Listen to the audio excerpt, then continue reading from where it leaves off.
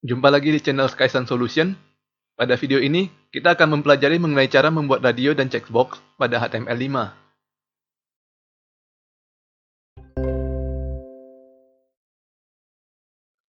Kita langsung mulai praktek coding ya. Kita buka kembali file dropdown.html dari materi sebelumnya, dan kita akan belajar mengenai cara membuat radio. Di bawah tag form, kita tambahkan tag label baru dengan konten makanan favorit.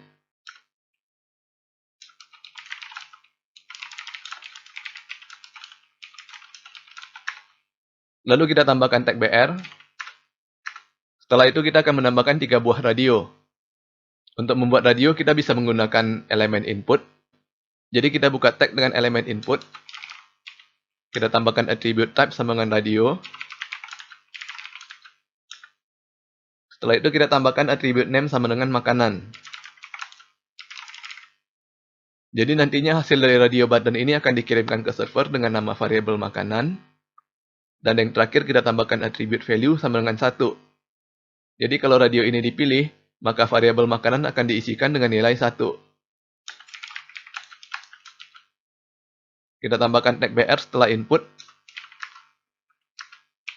Lalu kita copy dan paste kode ini sebanyak 2 kali.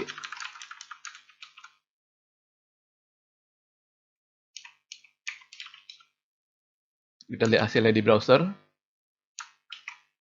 Sekarang kita sudah memiliki 3 buah radio ya. Hanya saja belum ada keterangannya mengenai radio ini artinya apa. Kalau kita coba klik, bisa diperhatikan di sini bahwa yang bisa dipilih hanya salah satu dari ketiga radio.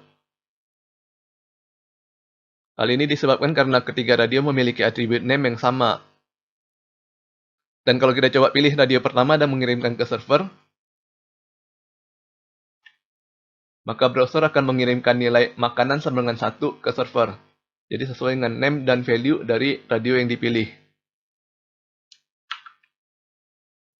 Untuk menambahkan keterangan pada radio, kita bisa menggunakan tag label.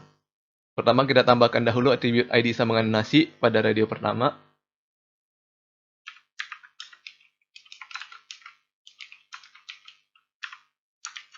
Setelah itu kita tambahkan tag label dengan attribute for sama dengan nasi.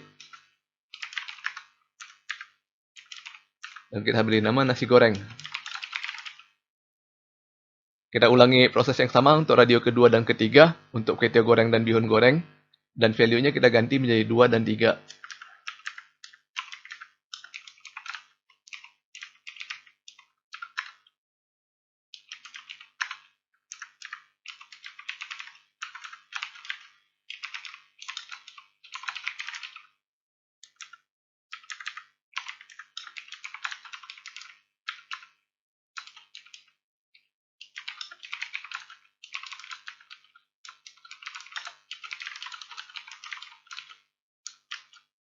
Kita coba refresh browser. Sekarang kita sudah memiliki 3 buah radio yang sudah diberi keterangan nasi goreng, kue tiaw goreng, dan bihun goreng.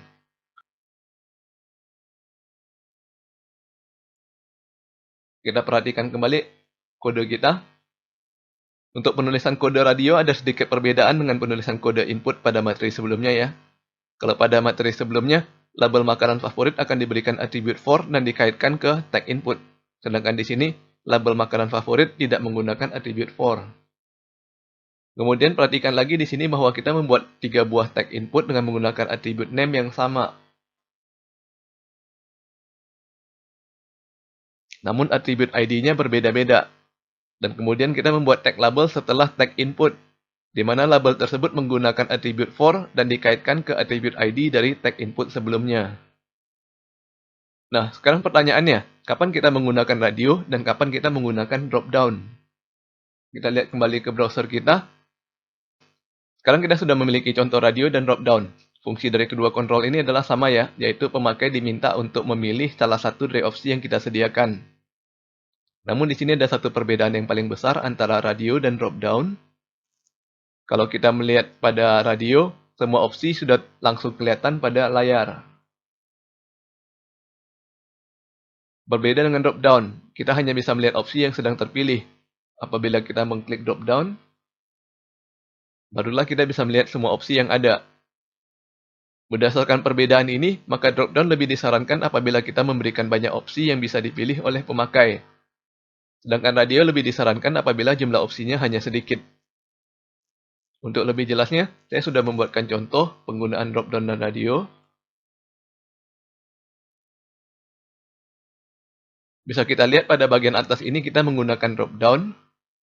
Jadi kontrolnya hanya memakan tempat satu baris saja. Sedangkan apabila diklik, maka kita bisa melihat semua opsi yang bisa kita pilih. Sedangkan di bawahnya adalah contoh yang sama, hanya saja kita menggunakan radio. Karena jumlah opsinya banyak dan harus langsung ditampilkan semua, maka kita menghabiskan satu halaman hanya untuk meminta satu masukan dari pemakai. Jadi untuk kasus seperti ini, lebih baik kita menggunakan drop-down daripada radio. Selanjutnya kita buka file contoh kedua. Di sini kita bisa melihat contoh pertanyaan pilihan ganda untuk ujian coding ya. Pada contoh di atas menggunakan drop-down, sedangkan pada bagian bawah menggunakan radio. Di sini bisa kita lihat bahwa kalau kita menggunakan drop-down, maka tampilan dari situs kita akan menjadi berantakan. Alasan utamanya adalah karena drop-down tidak bisa menggunakan HTML tag untuk memberikan format pada kontennya. Sedangkan kalau kita menggunakan radio, kita bisa menggunakan tag code, dan kita bisa memberikan warna oranye untuk reserve word seperti for dan if, sehingga pemakai bisa lebih jelas membaca opsi-opsi yang tersedia. Jadi dari contoh di sini, lebih baik kita menggunakan radio. Sekarang kita kembali ke kode kita, dan kita akan belajar mengenai cara membuat checkbox. Kita tambahkan dahulu label baru setelah tag pembuka form. Kita isikan dengan konten hobi.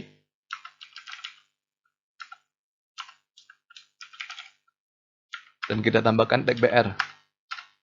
Cara membuat checkbox mirip dengan cara membuat radio. Kita buat tag baru dengan elemen input. Kita tambahkan attribute type sama dengan checkbox.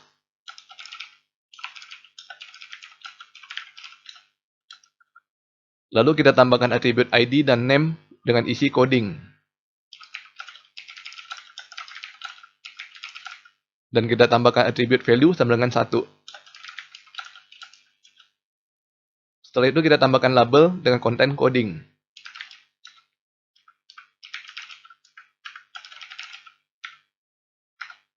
Agar rapi kita tambahkan tag BR. Ulangi proses tadi sebanyak 2 kali untuk menambahkan checkbox untuk main game dan berenang.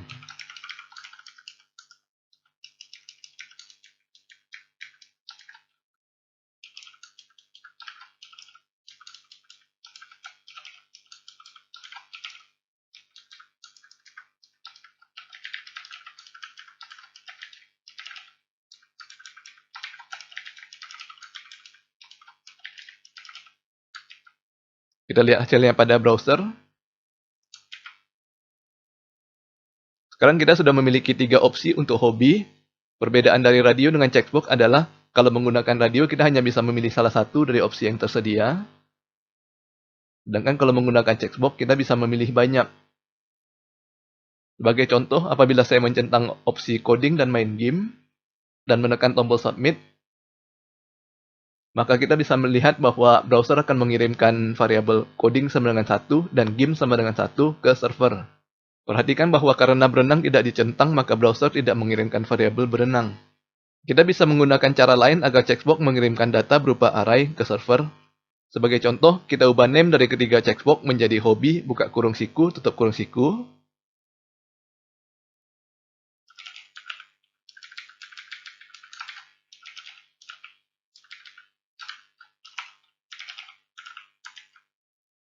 Perhatikan di sini bahwa kita perlu menambahkan kurung siku pembuka dan kurung siku penutup agar server menangkap nilai dari variabel ini sebagai array. Kemudian value harus kita ganti dengan nilai yang sesuai dengan masing-masing checkbox.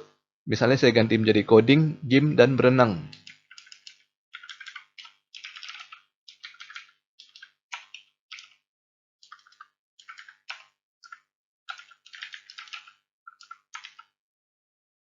Kita tes pada browser.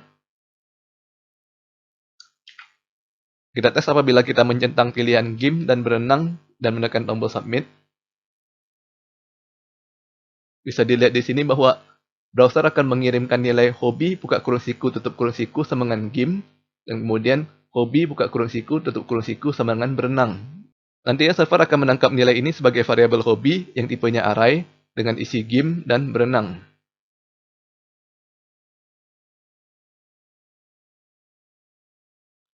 Kita review kembali apa yang telah kita pelajari pada video ini. Untuk membuat radio, kita menggunakan elemen input, kemudian diikuti dengan atribut type sama dengan radio. Kita bisa menambahkan atribut name dengan nama variabel yang akan dikirim ke server, dan atribut value dengan nilai variabel yang akan dikirim ke server apabila radio ini dipilih. Ini adalah contoh kode radio yang telah kita buat dalam video ini. Selanjutnya untuk membuat checkbox, caranya sama dengan cara membuat radio tadi ya. Kita tetap menggunakan elemen input, hanya saja atribut type-nya bernilai checkbox. Dan ini adalah contoh kode checkbox yang barusan kita buat dalam video ini. Oke, sampai di sini dulu video kita kali ini. Bagi yang ingin mendapatkan source code atau slide dari video ini dapat melihat link pada deskripsi video. Jangan lupa subscribe ke channel Skysense Solution untuk mendapatkan informasi terbaru dari kami. Sampai bertemu lagi di video berikutnya.